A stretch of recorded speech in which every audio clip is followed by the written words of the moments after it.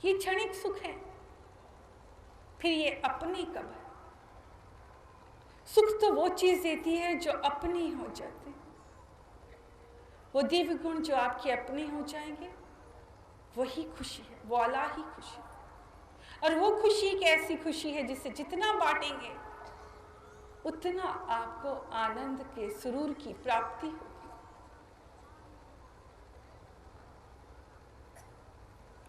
बच्चों, इस संसार में पीर पैगंबर जब जब आए, उन्होंने इस संसार को जागने के लिए कहा। जो जागत है सो पावत है। उन्होंने कहा ये संसार सिर्फ भ्रम है, एक भूल भुलैया है।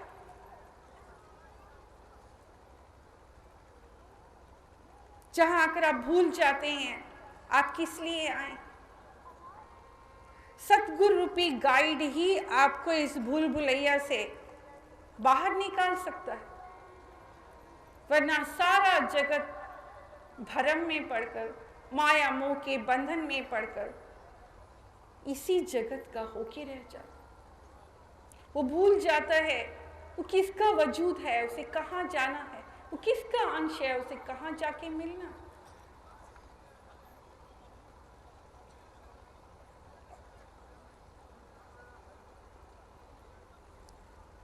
बच्चों, ये संसार कीचड़ है।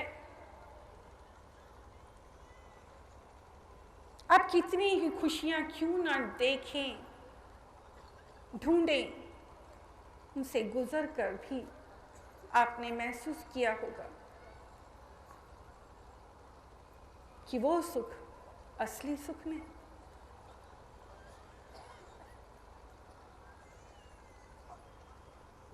बच्चों, यहां सुख क्षणिक है और दुख का बोझ ज्यादा, दुख ज्यादा है।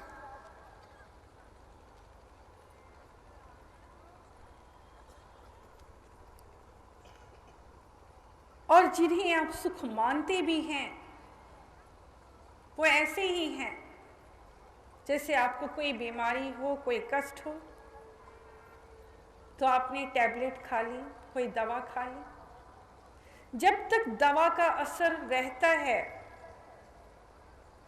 आपको लगता है कि आपको दर्द नहीं है, कोई रोग नहीं, मगर दर्द का एहसास आपको फिर होता है जब दवा का असर कम हो जाए, आपको दोबारा टैबलेट खानी पड़ती। और इस तरह आप सालों साल दवा के सहारे जीते। ये कोई इलाज नहीं, ये कोई सुख भी नहीं, ये कोई दर्द से छुटकारा भी नहीं। ठीक ऐसे ही आप भी क्षण भर के सुख को जितनी देर आप देखते हैं, उस मनोरंजन को, आपको लगता है कि आप सुखी हो गए, मगर नहीं। वो दर्द, वो पीड़ा, वो तकलीफें, वो दर्द की जिम्मेदारियां, वो चिंताएं सब आपके अंदर व्याप्त होती हैं सिर्फ क्षण भर के लिए। उस मनोरंजन को देखते हुए आपको लगता है कि आप सुखी हो। जैसे ही मनोरंजन की तस्वीर आपके सामने से हटती है आपको एहसास होता है वो तमाम चिंताओं का जो ज्यों की त्यों मौजूद है, जिनका हल ढूंढना है, जिनके लिए प्रयास करना है, जिनके लिए कोशिश करनी है, और फिर आप चिंताग्रस्त हो जाते हैं।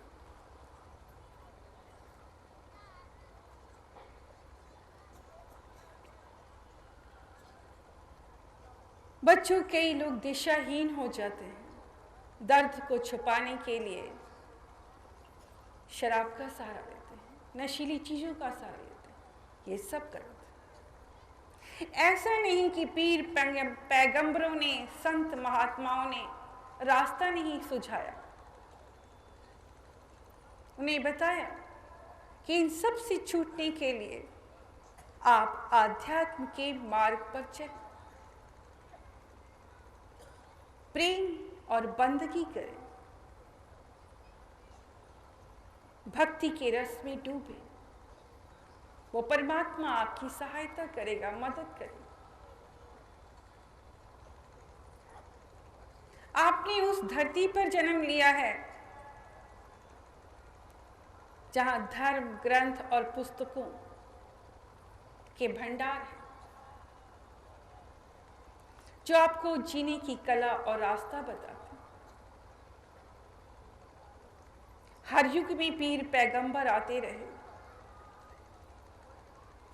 और आए दिन हर शहर में कहीं न कहीं धार्मिक आयोजन भी हो। संत महात्मा आते हैं, आप उन्हें सुनते हैं और सुनकर अनसुनी कर देते हैं। कितने लोग हैं जो उन्हें अमल में लाते हैं। एक ऐसे ही महात्मा जी किसी गांव में पहुंचे।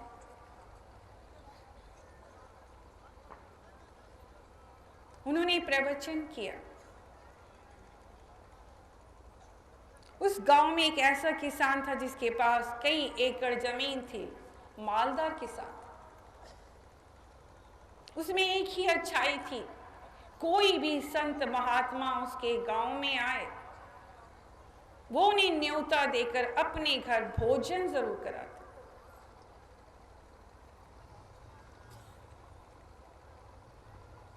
महात्मा जी को भी अपने घर न्योता दिया, भोजन कराया। उनके साथ कई संगतियों ने भी भोजन कराया। महात्मा जी जो रूहानी दौलत बांटने आते हैं, उन्हें उस पर बहुत दया है। कहते हैं संतों की मौज है, वो अपनी मौज में बहुत कुछ दे जाते हैं बच्चों। संसार ही लेने वाला नहीं बनता, समझ नहीं पाता। उन्होंने अपनी मौज, अपनी मस्ती में कहा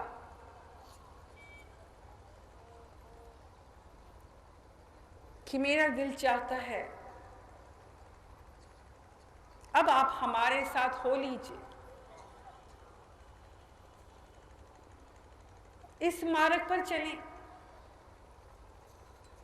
सेवा करें, परमार्थ के कार्य करें और अपना योगदान दीजिए इस मार्ग पर।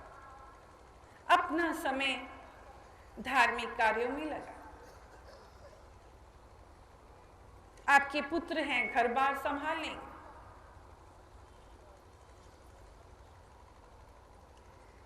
किसान ने कहा महात्मा जी अभी नहीं, ये माना मेरे 4 पुत्र हैं और सब जवान हैं, पर मुझे उनकी अभी शादी ब्याह करने, ये जिम्मेदारी अभी मैं निपटा लूं, इस बंधन को पूरा करना चाहता हूं, फिर सोचो। महात्मा जी मुस्कुराए और चले। एक लंबे अरसे के बाद आए तो ज्ञात हुआ कि चारों पुत्र की शादी और विवाह हो चुकी।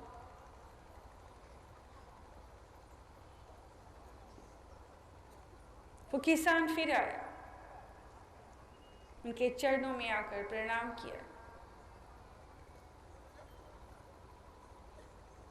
महात्मा जी ने अपना प्रश्न फिर दोहराया, तुम्हारे कर्मों के कारण ही मैं तुम्हें लेने फिर आया।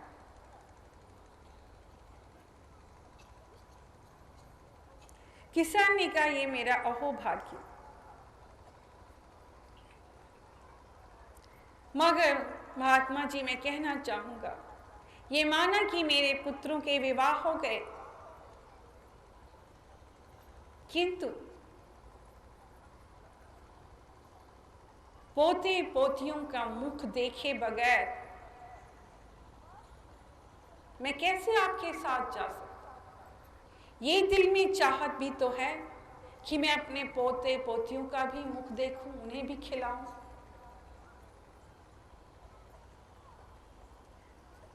महात्मा जी ने सोचा ये माया मोह के बंधन में फंस गया है।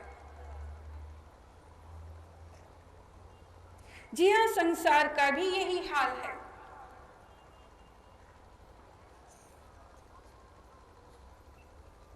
जबकि बचपन से ही धार्मिक शिक्षाएं, धार्मिक वातावरण मिलना चाहिए। बचपन खेलकूद में, युवावस्था जिम्मेदारियां निभाने में, बुढ़ापा क्या करेगा जहाँ शरीर जवाब दे जाता। कई बार कई मौके आते हैं, मगर प्राणी जागता नहीं। वो माया मोह के बंधन में कैद होकर उसी में जीने में वो सुख मानता है। महात्मा जी चले,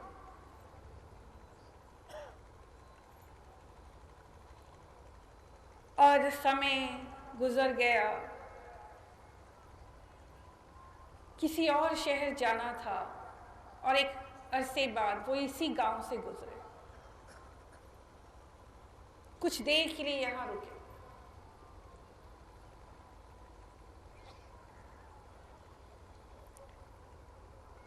पता चला कि पोते पोतियां सब कुछ हो गया, घर बार भरा पड़ा। महात्मा जी को देखकर वो किसान आया, दर्शन किए, कहने लगा, महात्मा जी आपकी बात याद आती है, मैंने तब मना कर दिया था, लेकिन सच ये है कि अब तो मैं सचमुच छोड़ के नहीं जा सकती। ये पोते पोतियां बहुत प्यारे लगते। सुबह उठकर जब मैं इनका मुंह नहीं देखता तो मुझे लगता ही नहीं है दिन का उजाला हुआ है। दिन का उजाला तो मुझे इनके भोले मासूम चेहरे देखकर होता। मुझे ऐसा लगता है जैसे मुझे नया जीवन मिल गया। जो सुख इनमें है वो कहीं है नहीं। और मैं आपके साथ जा कैसे सकता हूँ? मैं सारा दिन तो इनका ध्यान रखता हूँ। मैं ना रखूं तो घर की बहू और बेटों को तो कोई फर्क नहीं पड़ता। मैं ही पोते पोतियों का ध्यान रखता। महात्मा जी को कुछ कहने की जरूरत नहीं हुई और वो प्राणी के हाल को देखकर कि माया मोह के बंधन में इंसान कहां तक जा सकता है, वो भूल जाता है कि जिसने ये खुशियां दी हैं उसे भी याद करना, ये भूल जाता। समय गुजर गया और किसान की मृत्यु हो गई। महात्मा जी को पता चला, वो जैसे आते थे इस गांव, उनका फिर आने का मौका मिला, वो यहाँ पहुंचे। अपना प्रोग्राम दिया। जब गुजरने लगे तो किसान के घर के सामने से गुजरे। नजर गई, किसान की याद आई तो देखा कि गाय बनकर खूंटे के साथ बंधे बैठे हैं किसान। उन्होंने अपनी दीर्घ दृष्टि से देखा कि आज वो गाय की योनि में आ गए। कैसे आए? उन्हें मोह था, वो बंधन में बंध गए थे। महात्मा जी ने एक फाटक खोला, बाहर का अंदर गए। गाय को सहलाते हुए उन्होंने कहा, हमारी नहीं मानिएगा,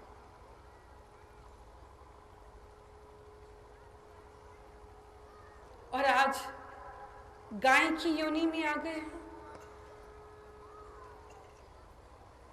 जानते हैं उस किसान ने जो गाय के योनि में आ चुका था, उसने कहा, महात्मा जी मैं क्या करता, इतने पोते पोतियां हो गए हैं, किसी को एक गिलास दूध भी ना मिले तो वो पलेंगे कैसे? ये इच्छा हमेशा रही, इसीलिए मैंने गाय की योनि में जन्म लेना उचित समझा।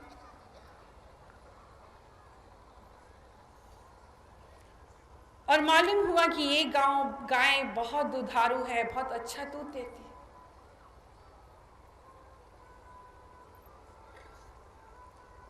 बच्चों, कहानी का सारांश ये है कि यही गाय ने फिर कुत्ते का जन्म दिया।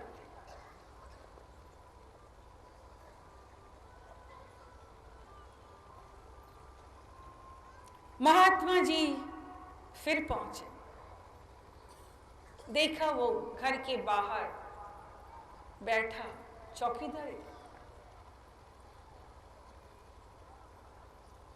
और कहा कि यहां तक आप पहुंचे, आज कुत्ते का जन्म पा लिया। उस किसान ने जो कुत्ते के जन्म में आ गया था कहा, महात्मा जी घर के लोगों को घर की परवाह नहीं, अनाज पड़ा है, बहुत सा घर का सामान है, बेटे बहू पोते पोतियां सब ब्याहे गए, पर किसी को इतना ध्यान नहीं घर का ख्याल कर, इसलिए चौकीदारी देता हूं, किसी को अंदर आने नहीं देता। मैं घर का ध्यान नहीं रखूंगा तो कौन रखेगा? पहले भी तो मैं ही ख्याल रखता था।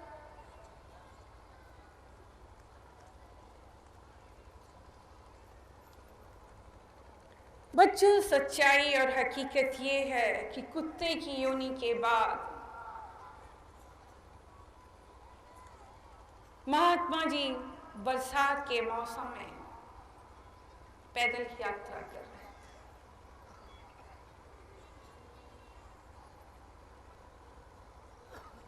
और अचानक देखा कि कोई बड़ा सा मेंढक उनके सामने से कूदकर छलांगे मारता हुआ निकल गया। अचानक उनकी दिव्य दृष्टि ने उन्हें बताया कि ये जो मेंढक गया है ये वही किसान है। महात्मा जी के मुख से अचानक निकल गया, इतनी दुर्गति हो जाती है, तुम यहां तक आ पहुंचे। मैं तो अब भी सलाह दूंगा, अगर तुम कहो तो मैं तुम्हें ले जाने को तैयार। मेरी शरण में आकर प्रवचन और वो वाणी अगर सुनोगे तो जीवन सुधर जाएगा। अब भी कहां मान लो।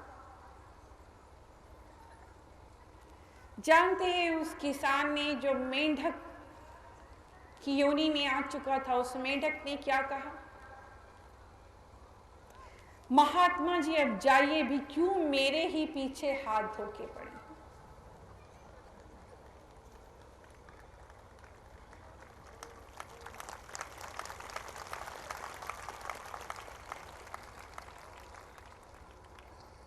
पर बच्चों,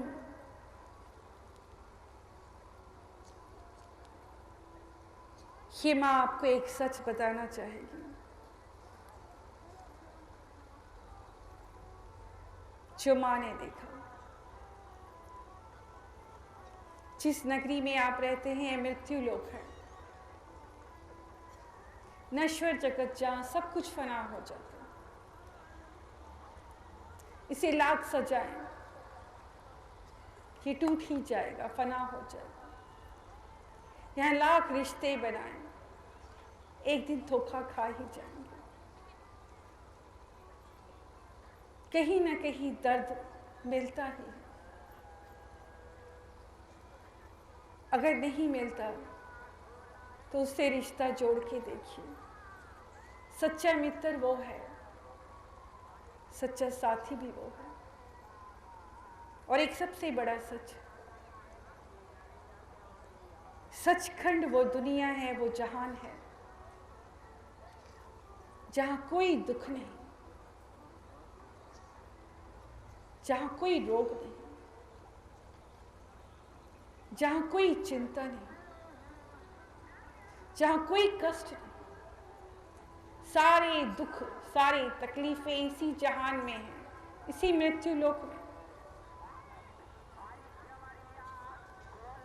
कभी ये लोक ऐसा नहीं था जब परमात्मा ने इसे बनाया, किंतु आज जरूर हो गया है। हम जरूर चाहेंगे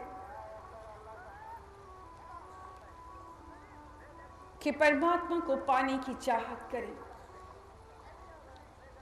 उसे पाने की चाहत और इच्छा करना ही सुख की शुरुआत है।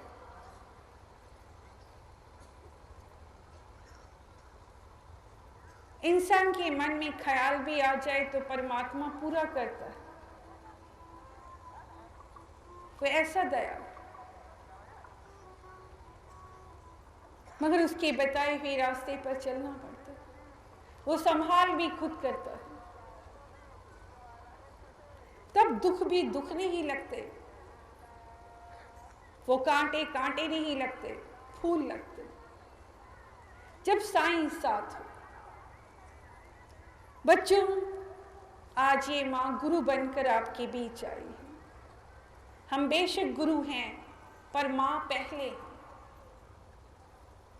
और एक माँ अपने बच्चों को जितना आसानी से समझ सकती है, कोई और नहीं। इसलिए माँ जरूर चाहेगी आप जो चाहेंगे हम देने को तैयार हैं। इस नश्वर जगत की चीज ये कोई बड़ी बात नहीं।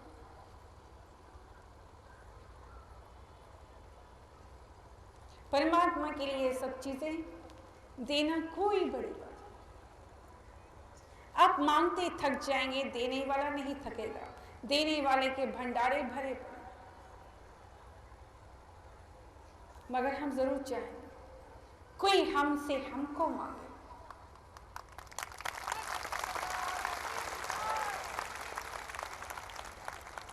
कोई हमें पाने की चाहत करे, क्योंकि जब तक हम गुरु को राम नहीं समझते, राम मान के नहीं पूछते, परमात्मा मान के नहीं पूछते, परमात्मा का पाना मुश्किल।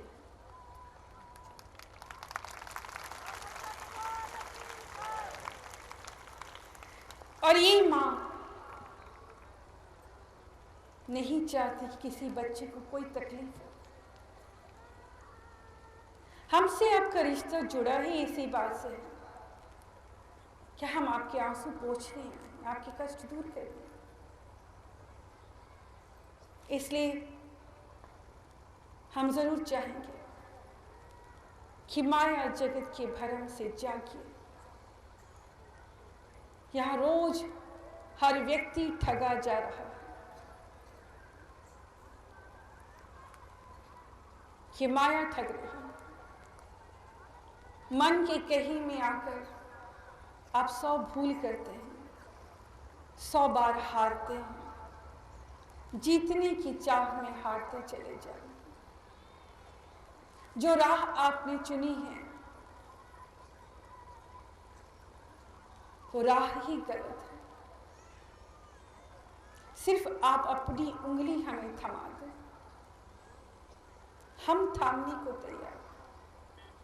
आपको एक कदम बढ़ाना है और 9 कदम बढ़कर आपको थामने के लिए हम तैयार बैठे।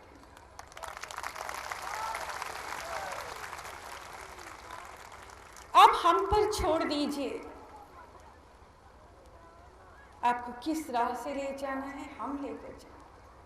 मगर आपका पहला कदम चाहत होनी चाहिए, हमें पाने की चाहत। रास्ता हम देखेंगे।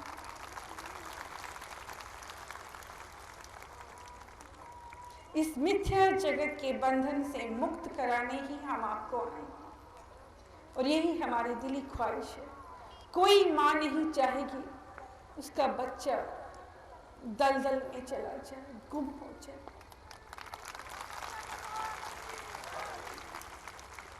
ये संसार दलदल है, एक ऐसा भंवर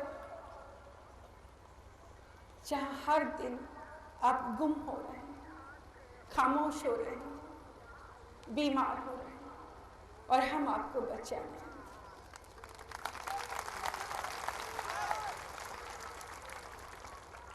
बच्चों, ये माँ आपको ढेर सारी दुआएं देती है। आप जहां भी हैं खुश रहें, खुशहाल रहें। परमात्मा आपको सारी खुशियां दे।